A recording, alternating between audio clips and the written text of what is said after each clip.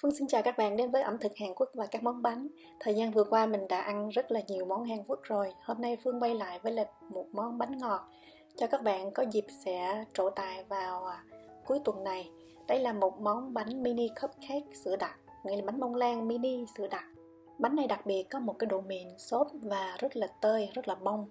Tuy nhiên nó sẽ rất là khó vì nếu mà các bạn không hiểu rõ lò nhà mình hay là không biết cách mà đánh cái lòng trắng cho thật là chuẩn thì rất là dễ xảy ra những cái hiện tượng như là bánh bị nứt mặt, bị lõm đáy hay là bị sụn chân. Phương là người có kinh nghiệm làm bánh nhưng mà mình cũng đã cần gần đến 3 hộp trứng để mình thử nghiệm thành công để hướng dẫn lại cho các bạn để các bạn tránh được những cái lỗi mà mình đã mắc phải. Và cùng lúc Phương sẽ hướng dẫn cho các bạn cái cách làm sao cho làm bánh thật là gọn gàng mà sau đó mình không cần chùi rửa gì nhiều. Rồi, trước khi làm bánh thì mình lúc nào cũng phải làm nóng lò. Mình cần nhiệt độ là 130 độ C. Mình có mở quạt để cho cái lò nó mau nóng. Mình chuẩn bị ở đây là 12 cái khuôn bánh muffin. Về phân lượng, Phương sẽ viết ở trong khung mô tả. Theo kinh nghiệm của Phương thì bây giờ Phương có kể ra các bạn cũng không có nhớ đâu, cho nên làm tới đâu Phương sẽ giới thiệu tới đó. Dụng cụ ngày hôm nay mình cần chỉ có 2 cái, một cái tô và một cái thố để mình đánh lòng trắng trứng.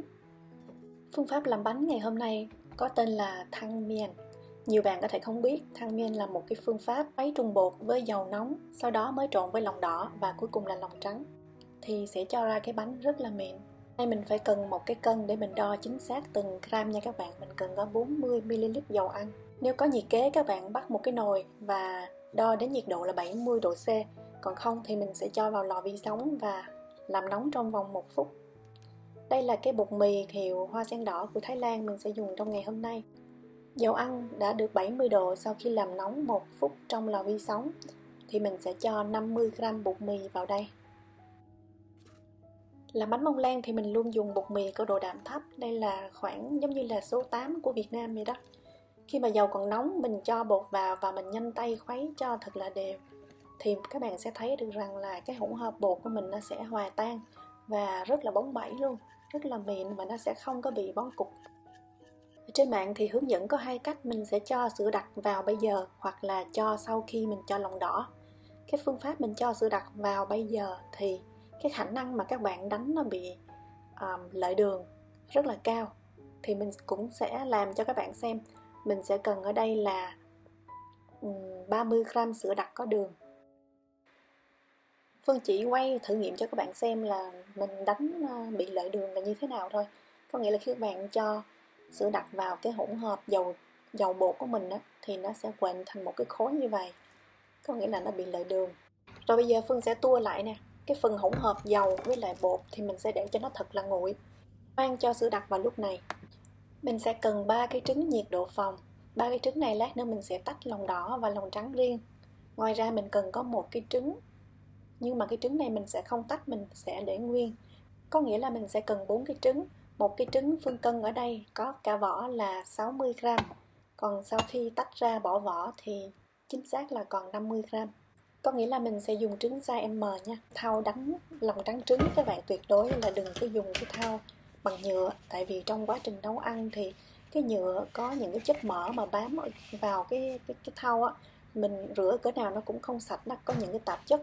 Dùng thau nhựa đánh lòng trắng trứng là rất là xảy ra cái khả năng là các bạn đánh hoài mà trứng không bong được.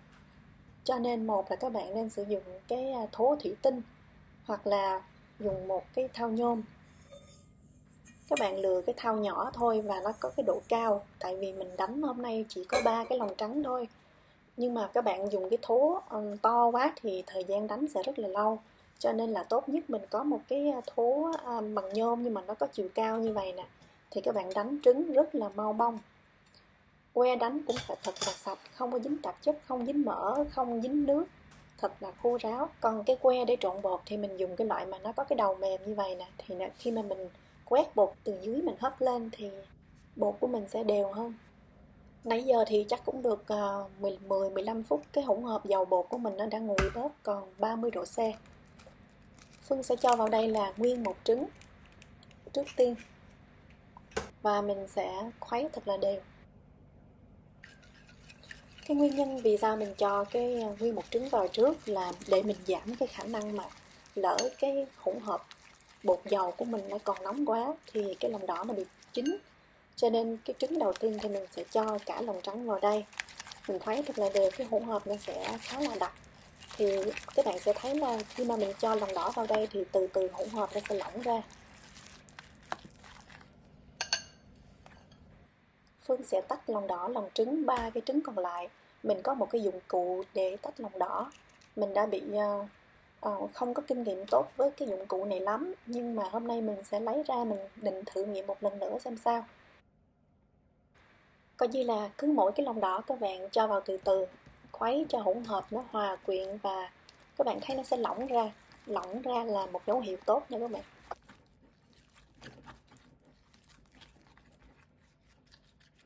Nhưng mà mình xui thêm một lần nữa là cái dụng cụ này nó tách lòng đỏ rất là dễ bị tuột nguyên cái trứng xuống luôn các bạn. Hên là mình xử lý kịp chứ không thôi là cái lòng đỏ nó tuột xuống cái lòng trắng rồi. Coi như là cái dụng cụ này mình sẽ không dùng tới nữa, chắc là mình sẽ cho nó vô thùng rác. Mình review cho các bạn xem luôn là các bạn không cần phải mua. Rồi bây giờ mình còn một cái trứng cuối cùng. Phương sẽ tự tách mà không có cần dùng cái dụng cụ. Vậy là Phương đã có 3 cái lòng đỏ vào đây, mình sẽ thấy được rằng cái hỗn hợp này nó từ từ nó sẽ lỏng ra. Cái hỗn hợp này nó nên lỏng, nếu mà các bạn khuấy mà cảm giác như nó quá đặc, có nghĩa là cái bột của mình hồi nãy á, là nó còn quá nóng. Nó phải chảy thành dòng như vậy nha. Như hồi nãy Phương nói tránh cái hiện tượng lợi đường thì bây giờ mình mới cho sữa đặc vào đây. 30g sữa đặc. Thì các bạn sẽ thấy được rằng sữa này sẽ hòa quyện với cái hỗn hợp lòng đỏ rất là dễ dàng.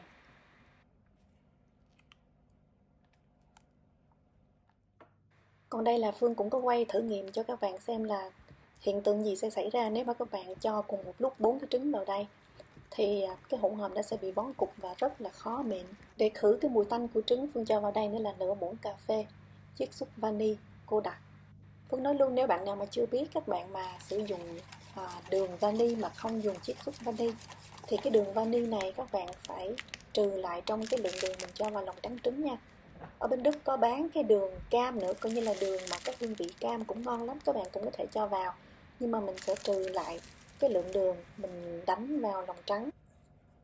Rồi bây giờ mình sẽ sang công đoạn đánh lòng trắng trứng. Đây là cái công đoạn quyết định cái độ thành công của bánh của mình ngày hôm nay. Mình sẽ cho từ đầu là 1/4 muỗng cà phê muối. Phương sẽ đánh tốc độ 3/5. Máy của mình có 350W và mình sẽ đánh 5 giây.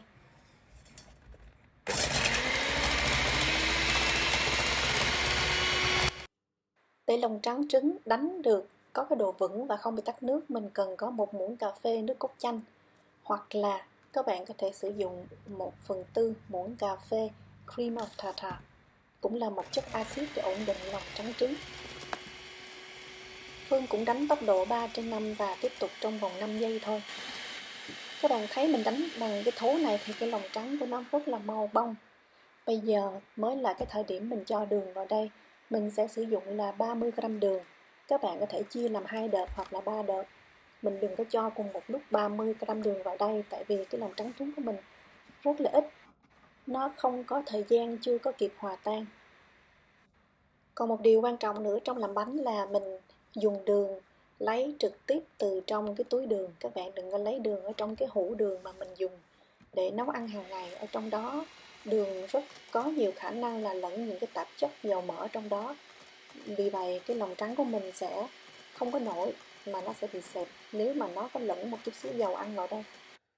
Phương chia đường làm 2 đợt, mỗi đợt là Phương đánh khoảng chừng 20 giây, tốc độ 4/5. Lúc này mình tăng tốc độ lên nha. Sau khi cho hết cái lượng đường đợt thứ hai thì bây giờ Phương sẽ đánh cho nó bong. Các bạn xem kỹ cái độ dẻo của cái lòng trắng trứng. Đây là cái công đoạn mà nhiều bạn tua nhanh, cho nên các bạn không nhìn ra được là mình phải đánh cái lòng trắng trứng nó phải như thế nào. Rất là quan trọng. Đây là hiện tượng lòng trắng trứng còn quá lỏng, tất nhiên là không được rồi. Sau khi đánh khoảng 1 phút thì cái chóp của mình nó còn mềm, nó ngoặt xuống nhiều như vậy nè. Đây là cái độ mềm mình cần cho bánh bông lan phô mai Nhật Bản. Nhưng mà trong cái bánh này thì mình cần nó cứng hơn chút xíu. Thì các bạn sẽ đánh tiếp khoảng chừng 20 đến 30 giây. Khi nhấc cái que lên thì mình nhìn thấy là cái chóp nhọn của nó hơi ngoặt chút xíu thôi, chứ nó không có ngoặt nhiều như hồi nãy. Nhưng mà cái chóp nhọn của nó cũng không có được thẳng đứng như cái đinh, có nghĩa là bạn đã đánh quá lố. Khi lòng trắng trứng bị đánh quá đứng thì bánh sẽ nướng nở phồng và xẹp sau khi ra khỏi lò.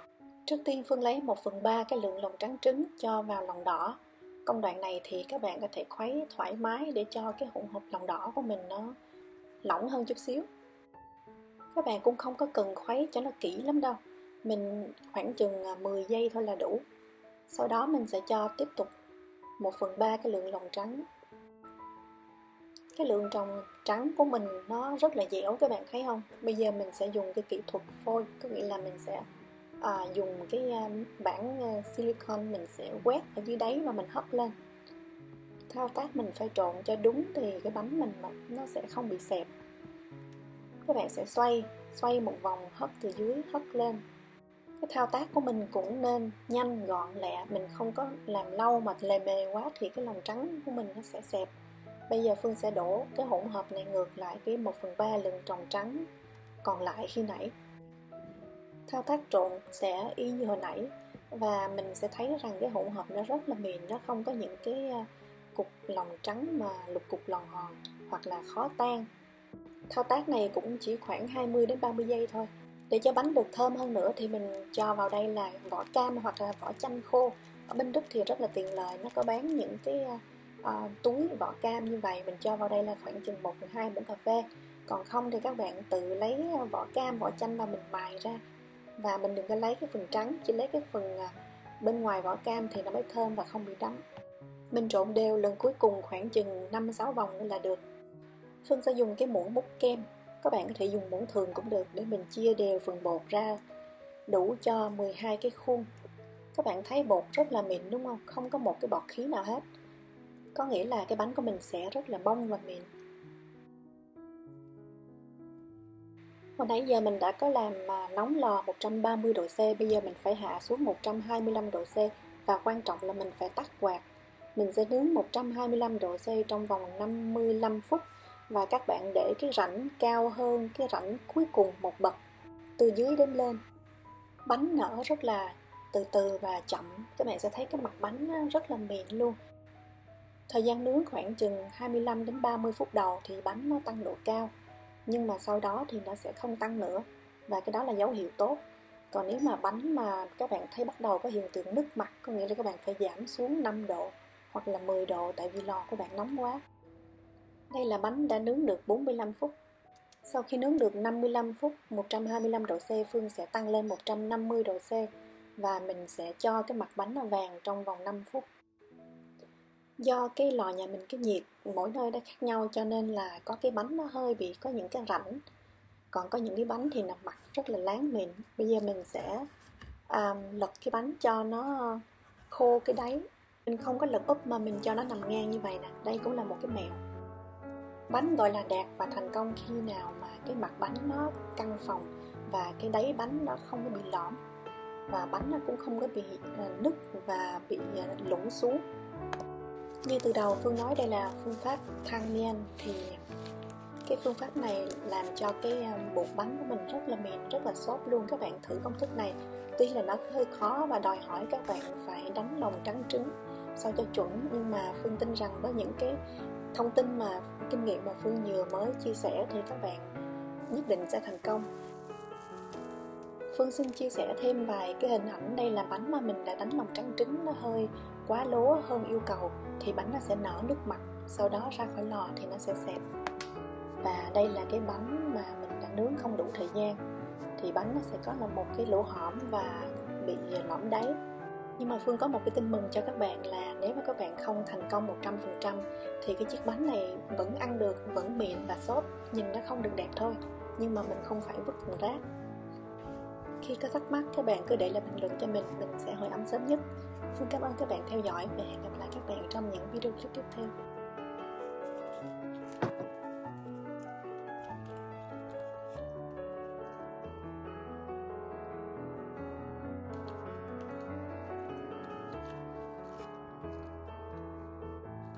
Về cái thứ